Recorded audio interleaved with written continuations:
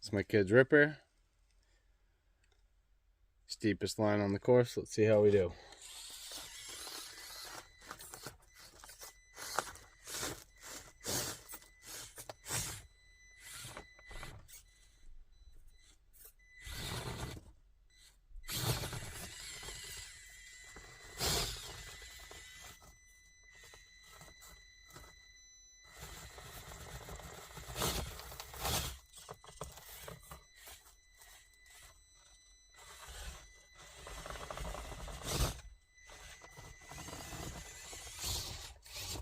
Slayed it.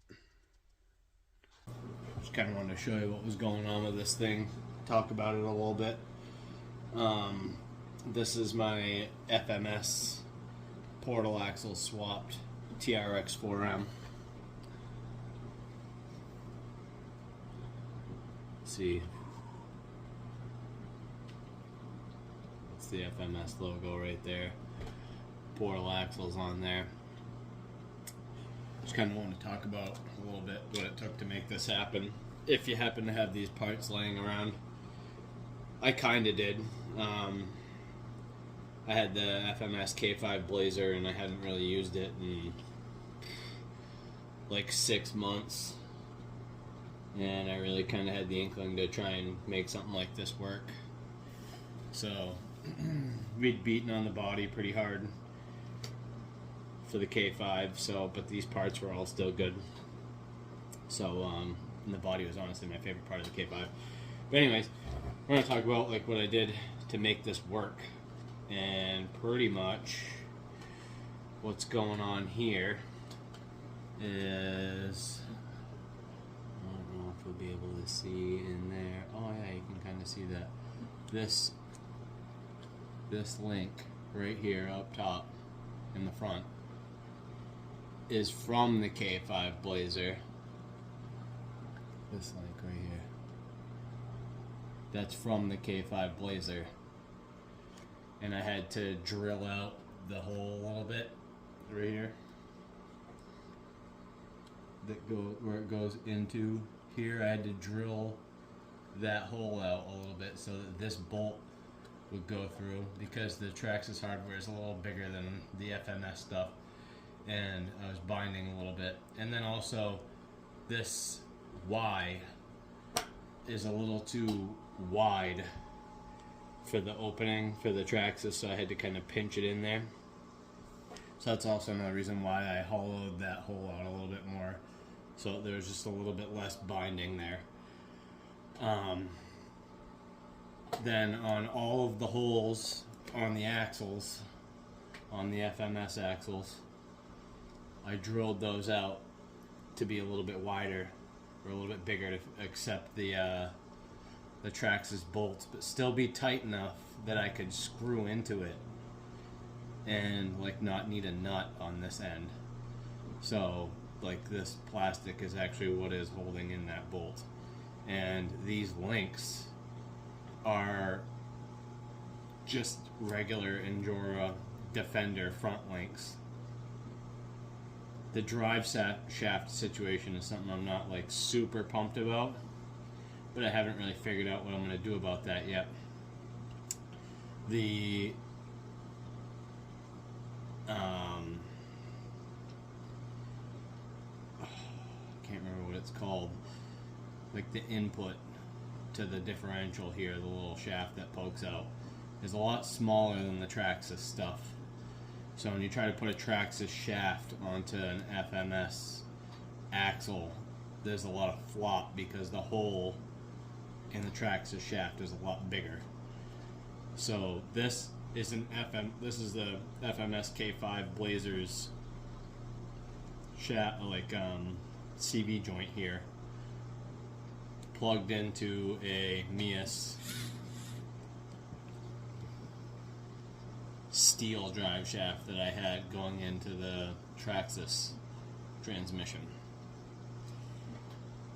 This doesn't really flex in and out very much. I had to like shove this plastic part into the steel part a bunch to try and get any kind of like play, because these are supposed to be able to go in and out of each other easily, and they don't really. So this is something that I'm going to be looking into making better, but it works. Like, it's all in here and everything works. For the rear, what I had to do was, these are Defender / Bronco rear links here, and what I had to do was actually take them out of their mounting place right here, because the FMS axles push everything out. The way they mount to the links makes it almost like a high trail type of thing, but when you try to bolt the Traxxas links up to the way the FMS is angled, it will angle the axle in a terrible way, where your angle right here is just, it's like, it's pointing like that, and it's just not something that you want. So what I did was I took the shaft, but I had all these links laying around basically, so I wanted to make it work with what I had and not have to make anything. So these are the lower front links, like the stock ones. That is the length that they needed to be to make this happen.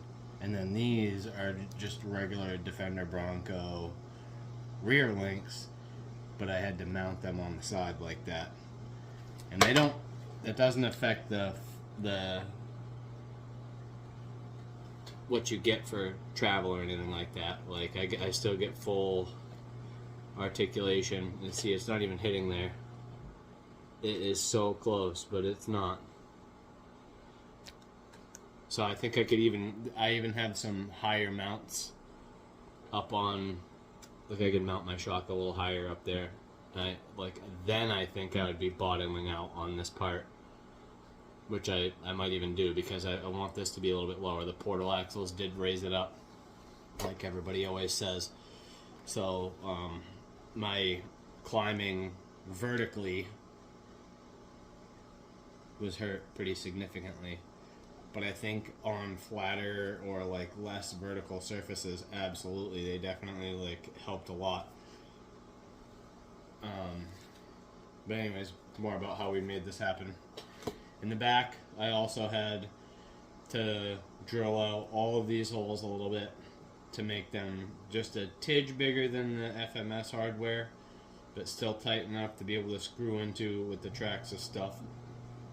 And then in the back, on the FMS K5 Blazer, they would normally have another one of those Y-links in the back, and I did a 4-link with, let's see if I can get you a good view of that. I did a 4-link, and I ran a bolt through with a nut on the other end to hold my links on. So that's how all of that is happening back there. And that all works just fine. These shocks are a little crunchy. I do gotta clean them up. This is honestly my kid beater, if you couldn't tell from the stickers on it and stuff. Like, there were a lot more superhero stickers on there. But like, and if you saw like this type of stuff on here, like, this is like an experimental extra skid that I had, that I've done several RC experiments with that skid, and it's still in there holding up strong. Also on the back, like I said, up front, the Traxxas shafts don't work with the FMS inputs, so this is another FMS CV joint kind of shoved up into the Mias shaft there, and like, it works. Like, the thing moves. I'm gonna put video of me driving it on there. It's only a little bit of video that I have, and I'll do like a comparison before and after of like what it was like before I had the axles on here and not. And here's what the front end looks like. Like I said, the way the FMS axles mount to the links kind of pushes everything forward and back a little bit in the back, so the grill doesn't fit on here. It will rub that servo there. I would have to cut a chunk of the bottom of the grill out for that to work. And I honestly just bought another ripper kit, and if it comes with, this one didn't come with two front ends like I've seen on some other YouTube videos. It only came with the Jeep one because that's what I ordered. But I've seen on some YouTube videos where they come with both front ends. And if I get both front ends with the new kit that I'm going to order, I'm going to put the Toyota one on here and cut that hole out so that it kind of finishes this up a little bit. For my headlights there, these are just the Bronco. This was a Bronco. These are just the Bronco bumper lights that I have glued to the frame on this, so they fit the headlight holes of the grill perfectly before I started messing with things. But yeah, I think I touched on everything on here. Is there anything else that it took to make that happen? I don't really think so. I think knowing what links that you need here to get this, because that's pretty damn close to what the Ripper's wheelbase was before. I think it might be a hair longer, because the front's pushed forward enough where I can't even put the grill on anymore.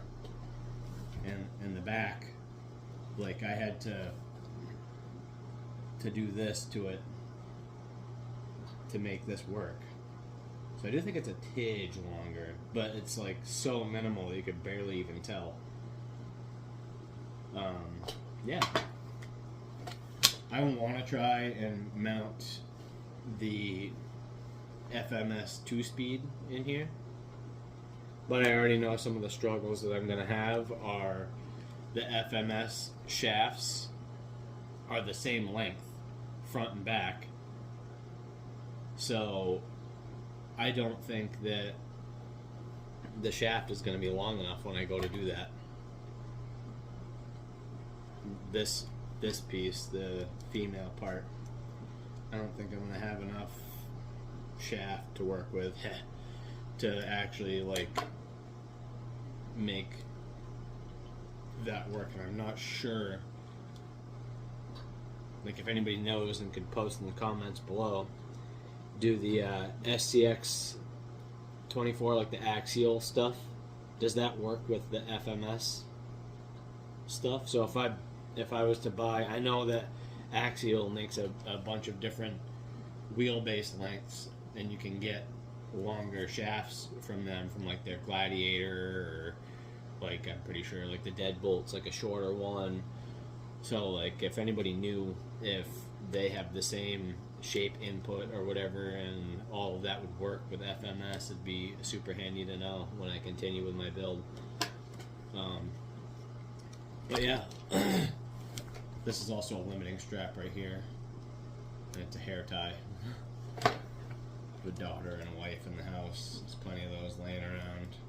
It's a little tight for my liking, honestly, but I literally had it within reach.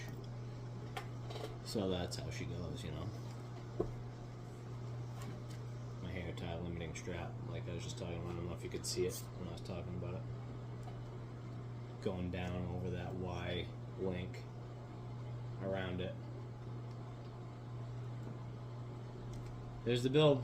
Hope you guys enjoyed the video. If you did, like and subscribe, please. You know, it's probably the first time I've ever said that in a video. But if you did, do it. Thank you. Peace. FMS portal axles on a trx4m. First test drive, let's go.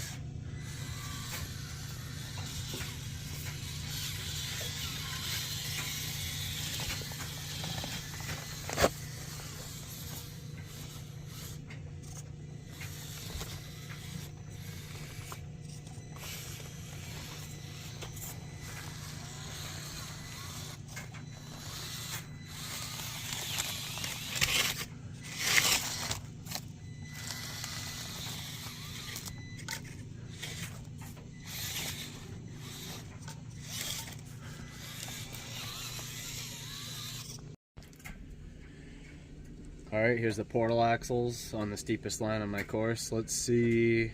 The other day I was able to make it right up this with the straight axles. Let's see if this hurt. Just gonna restart it. I'm not gonna fart around driving up there.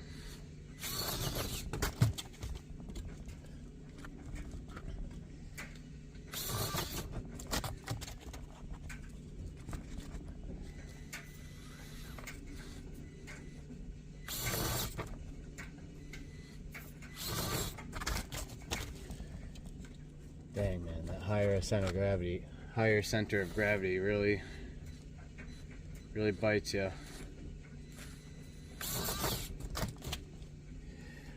Alright, I would say this is probably the toughest line right here, getting up that little section. Let's see what's up with that.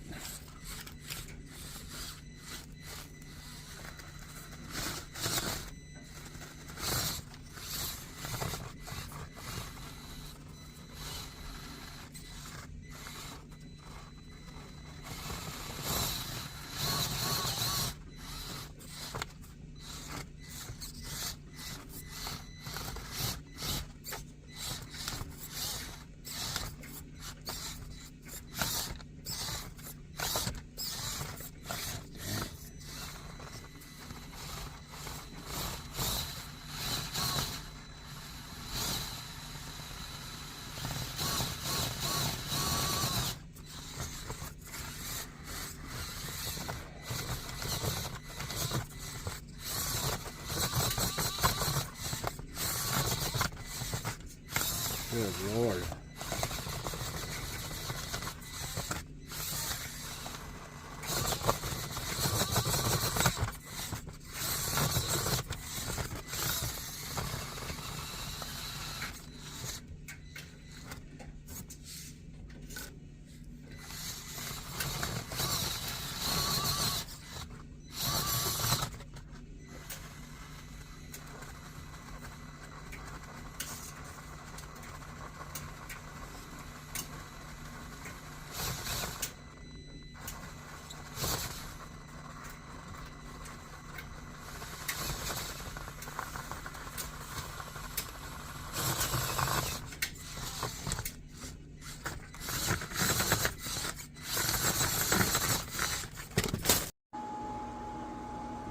the FMS portal axle ripper with the Endura Pro motor, steel Endura crawler gears, portal axles, as you can see. And this is my K10 High Trail with steel Endura crawler gears and same motor, same transmission and everything set up. Let's do a little race and see if I lost any wheel speed with the portals. Alright, let's do a little race. See how much wheel speed we lost with the portal axles.